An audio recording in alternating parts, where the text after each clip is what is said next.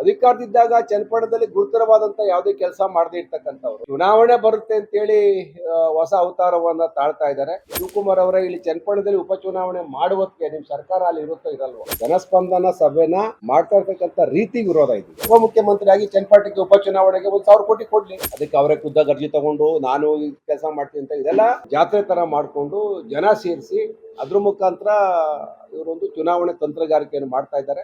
ವಾರ ಪೂರ್ತಿ ಶಿವಕುಮಾರ್ ಅವರು 3 ದಿವಸ ಸತತವಾಗಿ ಚನ್ನಪಟ್ಟಣದಲ್ಲಿ ಜನಸ್ಪಂದನ ಎನ್ನುವ ಕಾರ್ಯಕ್ರಮವನ್ನ ಮಾಡಿದ್ದಾರೆ. ಜನಸ್ಪಂದನ ಕಾರ್ಯಕ್ರಮ ಚನ್ನಪಟ್ಟಣದಲ್ಲಿ ಬರ್ತಕ್ಕಂತ ಉಪಚುನಾವಣೆಯನ್ನ ದೃಷ್ಟಿಯಲ್ಲಿ ಇಟ್ಕೊಂಡು ಮಾಡಿರ್ತಕ್ಕಂತ ಒಂದು ಸರ್ಕಾರಿ ಸಂತೆ ಅಂತ ಹೇಳ್ತೀನಿ. ಯಾಕಂದ್ರೆ ನಿರ್ದಿಷ್ಟವಾದಂತ ಸರ್ಕಾರಿ ಯೋಜನೆಗಳಿದೆ, ಗೊತ್ತು ಗುರಿ ಇದೆ. ಉಪಚುನಾವಣೆಗೆ ಮತದಾರರಿಗೆ ಆಸೆ ಆಮಿಷವನ್ನ ತೋರಿಸ್ತಾ ಇಡೀ ಸರ್ಕಾರಿ ಯಂತ್ರವನ್ನ ದುರುಪಯೋಗ ಪಡಿಸ್ಕೊಂಡು ಜಿಲ್ಲೆಯ ಎಲ್ಲ ಅಧಿಕಾರಿಗಳನ್ನ ಚನ್ನಪಟ್ಟಣಕ್ಕೆ ಕರ್ಕೊಂಡು ಬಂದು ಅಧಿಕಾರಿಗಳಲ್ಲಿ ಭಯದ ವಾತಾವರಣವನ್ನ ಸೃಷ್ಟಿ ಮಾಡಿ ಮತದಾರ ಮನೆಗಳಿಗೆ ಕರಪತ್ರವನ್ನ ಹಂಚಿ ಇದು ಒಂದು ರೀತಿಯ ಉಪಚುನಾವಣೆಯನ್ನ ಗೆಲ್ಲಬೇಕು ಅಂತೇಳಿ ಜನಗಳನ್ನ ಬಹಳ ಆಸೆಗಳನ್ನ ತೋರಿಸ್ತಕ್ಕಂತ ಒಂದು ಕಾರ್ಯಕ್ರಮ ಜನಸ್ಪಂದನ ಕಾರ್ಯಕ್ರಮ. ಕಳೆದ ಒಂದು ಕಾಲು ವರ್ಷದ ಅವಧಿಯಲ್ಲಿ ಸರ್ಕಾರ ಸಾರ್ವಜನಿಕರಿಗೆ ಏನಾದ್ರು ಪ್ರೋಗ್ರಾಮ್ಗಳನ್ನು ಹಾಕೊಂಡಿದ್ರೆ ಆ ಕಾರ್ಯಕ್ರಮಗಳನ್ನ ಅನುಷ್ಠಾನ ಮಾಡೋದ್ರ ಬಗ್ಗೆ ಅವರು ಗಮನ ವಹಿಸಬೇಕಾಗಿತ್ತು. ಈ ಸರ್ಕಾರದಲ್ಲಿ ಒಂದು ವರ್ಷದಲ್ಲಿ ಒಂದು ದಿವಸನೂ ಅವರು ಚನ್ನಪಟ್ಟಣಕ್ಕೆ ಬರ್ದೇನೆ ಈಗ ಉಪಚುನಾವಣೆ ಉದ್ದೇಶ ಇಟ್ಕೊಂಡು ಭಾವನಾತ್ಮಕವಾಗಿ ಚನ್ನಪಟ್ಟಣ ಖಾಲಿ ಇದೆ, ಚನ್ನಪಟ್ಟಣ ನಾನು ಮನೆ ಮಗ ಅಂತೇಳಿ ಸುಳ್ಳಿನ ಕಂತೆಯನ್ನ ಜನಗಳ ಮುಂದೆ ಇಡ್ತಾ ಇದ್ದಾರೆ.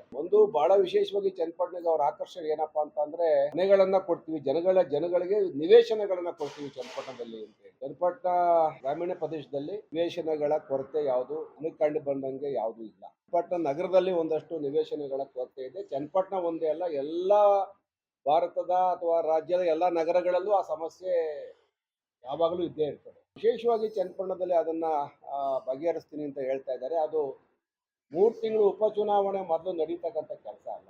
ಅದರದೇ ಆದಂಥ ಪ್ರಕ್ರಿಯೆ ನಡೀತದೆ. ಫಲಾನುಭವಿಗಳನ್ನು ಗುರುತು ಮಾಡಬೇಕು, ನಿರಾಶ್ರಿತರ ಪಟ್ಟಿ ಆಗಬೇಕು, ನಿರಾಶ್ರಿತರ ಆದಮೇಲೆ ಅವ್ರು ಯಾರ್ಯಾರು ಏನು ನಿಜವಾದಂಥ ಅದು ಸ್ಕೂಟ್ನಿ ಆಗಬೇಕು, ಆಮೇಲೆ ಜಮೀನು ತೆಗಿಬೇಕು. ಆಮೇಲೆ ಚನ್ನಪಟ್ಟಣ ಸುತ್ತಮುತ್ತ ಯಾವುದು ಸರ್ಕಾರಿ ಜಮೀನುಗಳು ಇಲ್ಲ, ಖಾಸಗಿಯವರಿಂದನೇ ಪಡಿಬೇಕು. ಚನ್ನಪಟ್ಟಣ ಬೆಂಗಳೂರು ಅಷ್ಟೇ ಕಾಸ್ಟ್ಲಿ ಜಮೀನು, ಪರವಾಗಿಲ್ಲ ಕಡ್ಲಿ, ನಿರಾಶ್ರಿತರು ಯಾರು ಇರಬಾರ್ದು, ಕೊಡಬೇಕು ನಿಜ. ಆದ್ರೆ ಚುನಾವಣೆಗೆ 2-3 ತಿಂಗಳಲ್ಲಿ ಅದು ಆಗ್ತಕ್ಕಂಥ ಕೆಲಸ ಅಲ್ಲ. ಒಟ್ಟಾರೆ ಪ್ರಚಾರದಲ್ಲಿ ಅವರೇ ಹೇಳ್ತಾರೆ 7-8 ಸಾವಿರ ಅರ್ಜಿ ಬಂದಿವೆ ಅಂತ. ಬಹಳ ಬಹುತೇಕ ಅರ್ಜಿಗಳು ವೃದ್ಧಾಪ್ಯ ವೇತನ ಸರಿಯಾಗಿ ಬರ್ತಾ ಇಲ್ಲ, ವಿಧವಾ ವೇತನ ಬರ್ತಾ ಇಲ್ಲ, ಒಂದು ರೀತಿಯ ದಿನನಿತ್ಯದ ಏನು ಜನಸಾಮಾನ್ಯರ ತೊಡಕುಗಳೇನಿದೆ ಅದನ್ನ ಅವರು ಸರ್ಕಾರಿ ಅಧಿಕಾರಿಗಳ ಮುಖಾಂತರ ನಾಡ್ ಕಚೇರಿನಲ್ಲಿ, ತಾಲೂಕು ಆಫೀಸಲ್ಲಿ, ಯುವ ಕಚೇರಿನಲ್ಲಿ ಬಹಳಷ್ಟು ಸಮಸ್ಯೆಗಳನ್ನ ಬಗೆಹರಿಸಬಹುದಾಗಿತ್ತು. ಇವರು ಅದನ್ನ ಜಾತ್ರೆ ತರ ಮಾಡಿಕೊಂಡು ಜನ ಸೇರಿಸಿ ಅದ್ರ ಮುಖಾಂತರ ಇವರೊಂದು ಚುನಾವಣೆ ತಂತ್ರಗಾರಿಕೆಯನ್ನು ಮಾಡ್ತಾ ಇದ್ದಾರೆ. ಅವರು ಬಹಳಷ್ಟು 40 ವರ್ಷದಲ್ಲಿ ಅಧಿಕಾರದಲ್ಲಿ ಇದ್ದುದೇ ಹೆಚ್ಚು. ಅಧಿಕಾರದಿದ್ದಾಗ ಚನ್ನಪಟ್ಟಣದಲ್ಲಿ ಗುರುತರವಾದಂತ ಯಾವುದೇ ಕೆಲಸ ಮಾಡದೇ ಇರ್ತಕ್ಕಂಥವ್ರು ಚುನಾವಣೆ ಬರುತ್ತೆ ಅಂತೇಳಿ ಹೊಸ ಅವತಾರವನ್ನ ತಾಳ್ತಾ ಇದ್ದಾರೆ.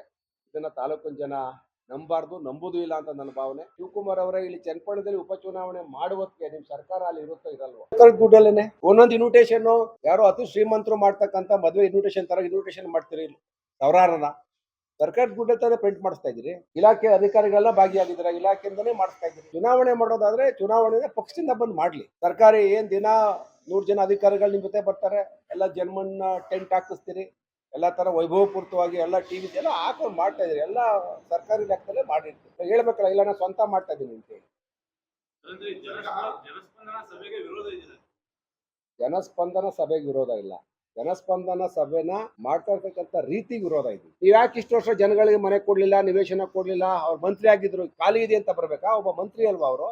ಅಲ್ರಿ, ನೀವು ಕನಕಪುರದಿಂದ ಎಲೆಕ್ಟ್ ಆಗ್ಬಿಟ್ಟು ರಾಮನಗರ ಜಿಲ್ಲೆ ಉಸ್ತುವಾರಿ ತಗೊಂಡಿಲ್ಲ ನೀವು 1 ವರ್ಷದಿಂದ. ಬೆಂಗಳೂರು ಜಿಲ್ಲೆ ಉಸ್ತುವಾರಿ ತಗೊಂಡಿದ್ರಿ. ಈಗ ಏನ್ ನಿಮ್ಗೆ ಅತಿಯಾದಂತ ಪ್ರೀತಿ? ಇವತ್ತು ಈಗ ಆ ಸರ್ಕಾರದ ಪರಿಸ್ಥಿತಿ ನಾನು ಮೊದಲನೇ ದಿವಸನೇ ಹೇಳಿದ್ದೀನಿ. ನೋಡಿ, ಡಿ.ಕೆ. ಶಿವಕುಮಾರ್ ಅವರೇ, ಮೊದಲು ನಿಮ್ ಸ್ಥಾನ ಭದ್ರ ಮಾಡ್ಕೊಳ್ಳಿ, ಉಪಚುನಾವಣೆ ಕನ್ಸ್ಬಿಡಿ. ರಾಂಗ್ ಪ್ಲೇಸ್ ಬಂದು ಕೈ ಹಾಕ್ತಾ ಇದ್ದೀರಿ, ಇಲ್ಲಿಂದ ನಿಮ್ಗೆ ತೊಂದರೆ ಆಗೋಗುತ್ತೆ ಅಂತ ನಾನು ಅವ್ರಿಗೆ ಸೂಕ್ಷ್ಮವಾಗಿ ಬಹಿರಂಗವಾಗಿ ಹೇಳಿದ್ದೀನಿ.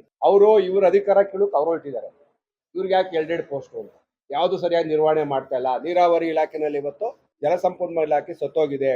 ಯಾಕಂದ್ರೆ ಡಿ.ಕೆ. ಶಿವಕುಮಾರ್ ಅದಕ್ಕೆ ಗಮನ ಕೊಡೋಕೆ ಆಗ್ತಾ ಇಲ್ಲ. ಸಾರ್ವಜನಿಕರು ಅದರಿಂದ ತುಂಬಾ ತೊಂದರೆಗೊಳಗಾಗವ್ರೆ. ನೀರಾವರಿ ಯೋಜನೆಗಳು ಕುಂಠಿತ ಆಗವೆ. ಯಾಕೆ? ಸರ್ಕಾರದಲ್ಲಿ ಹಣ ಇಲ್ಲ. ಅದೊಂದು. ಅವರು ಬೆಂಗಳೂರು ತಗೊಂಡ್ರು. ಬೆಂಗಳೂರ್ನ ಏನಂತ ಅಂದ್ರು, ಯಾವ ಬೆಂಗಳೂರು ಮಾಡ್ತೀನಿ ಅಂದ್ರು, ಬ್ರ್ಯಾಂಡ್ ಬೆಂಗಳೂರು. ಏನಾಗಿದೆ ಈಗ ಇವರು ರಾಜ್ಯಕ್ಕೆ ಈ ಚುನಾವಣಾ ದೃಷ್ಟಿ ಯಾಕೆ ಅವ್ರು ರಾಮನಗರದಲ್ಲಿ ಮಾಡೋದಿಲ್ಲ? ಅದು ರಾಮನಗರ ಜಿಲ್ಲೆ ಅಲ್ವಾ? ಅವ್ರು ಯಾಕೆ ಚನ್ನಪಟ್ಟಣದಲ್ಲೇ ಮಾಡ್ತಾರೆ? ಉಪಚುನಾವಣಾ ಉದ್ದೇಶ ಇಟ್ಕೊಂಡು ಮಾಡ್ತಾ ಇದ್ದಾರೆ. ಈಗ ಬೇರೆ ರಾಮನಗರ ಜಿಲ್ಲೆನ ಬದಲಾವಣೆ ಮಾಡ್ತೀನಿ, ಬೆಂಗಳೂರು ಏನೋ ಸೇರಿಸ್ತೀನಿ ಅಂತ ಹೇಳ್ತಾ ಇದ್ದಾರೆ. ಈಗಾಗಲೇ ಸುಮಾರು ಒಂದು 18-20 ವರ್ಷ ಆಯ್ತು, 18 ವರ್ಷ ಆಯ್ತು ರಾಮನಗರ ಜಿಲ್ಲೆಯಾಗಿ.